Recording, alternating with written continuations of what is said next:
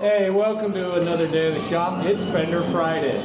Hey, welcome back to Sasquatch Off-Road. As you can see, they're doing some body work on the Bronco today. I did this a couple weeks ago, and I actually tore leaf springs. Well, not tore them out, but I unhooked them from the frame. I had these originally. This is what gave me my lift. It's a shackle flip kit. It's set like this instead of being like that. Wasn't a fan. So I'm just going to turn it back this way, and then I'm going to do a 2-inch out leaf on it, and that's what will do the lift. I've only got 4-inch lift on the front, bigger axle. They give me 2-inch lift there, and then with this, it almost gave me 6 inches in the rear, which was, it sat too high. I call it the stink bug. So it sat like a hot rod. And so I put these back, so like this. The shackle's gonna sit up top like it would in the stock manner. I'm gonna do a 2-inch out leaf and put it back. It'll give it probably about 4-inch lift in the rear, which I think will make it sit level, more level anyways. Until we put the fuel tank, that'll sink. But that's what we got going on here. We got to take the inner fenders out. They were worse than I thought, so I got those ordered in. So we'll take these out. And I've really never done body work before, so I'll learn as I go. So if I mess it up, don't rattle me too bad. Figure it out. We'll learn together. I'm pretty sure this inner fender has just got pinch welds, so we're just going to drill those out and see if we can get it off. Find my gloves.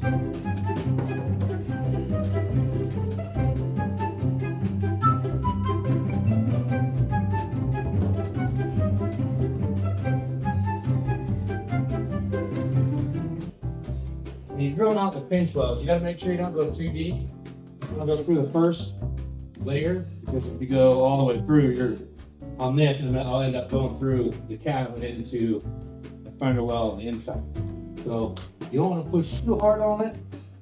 You just want to make sure that you're getting that first layer, and then we'll end up coming through with an air hammer and taking it off.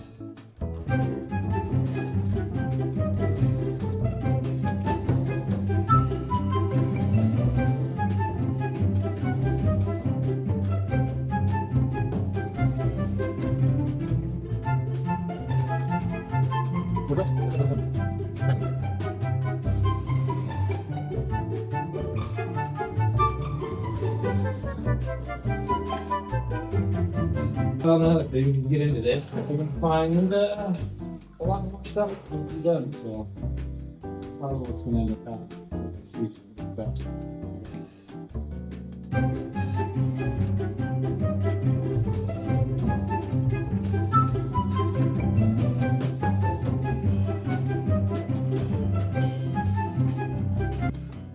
Right, when I get loud, I'm going to turn the pressure on.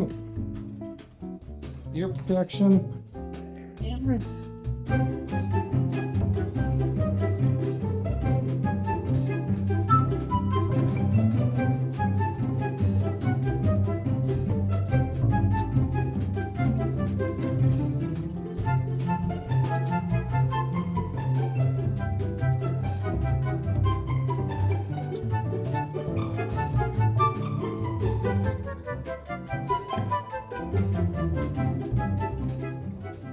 All right, we got it sprayed down. We got that cut out.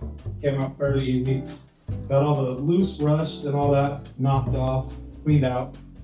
And we sprayed it with some Eastwood rusting calculator. Get this first coat. We'll let that sit 6 to 8 hours. Probably hit it again tomorrow morning. Get it warmer in here. I think I sprayed it too cold. Close the doors, turn on the heater, and then spray it again.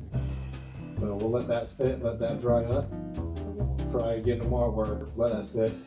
And then we'll drill out the holes for our new inner fender, get that lined up. And then once we get those holes drilled out, get in there, get that set in. And then we'll take the measurements for the replacement body panel. I cut it too far. Differences here.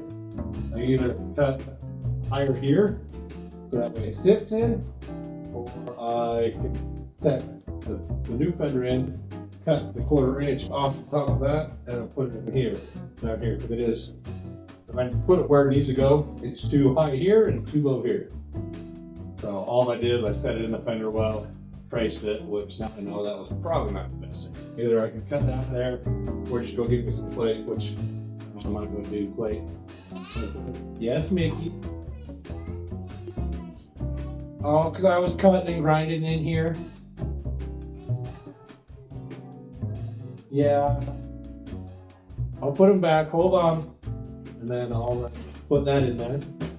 And go from there and see how that works.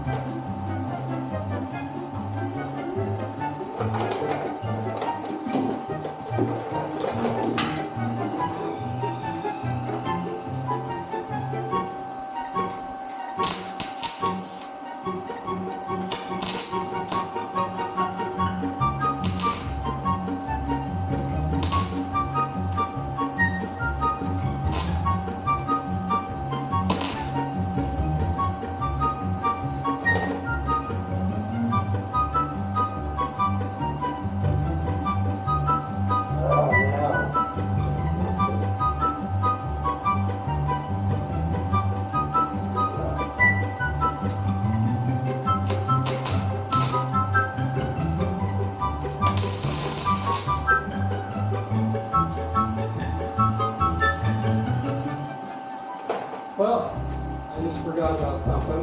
Everything, all the interior shit, this stuff is still on the inside. So we might be pushing it. Put that in. So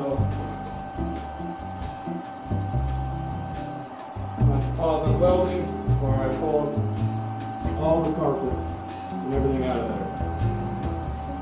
Or just take a pause.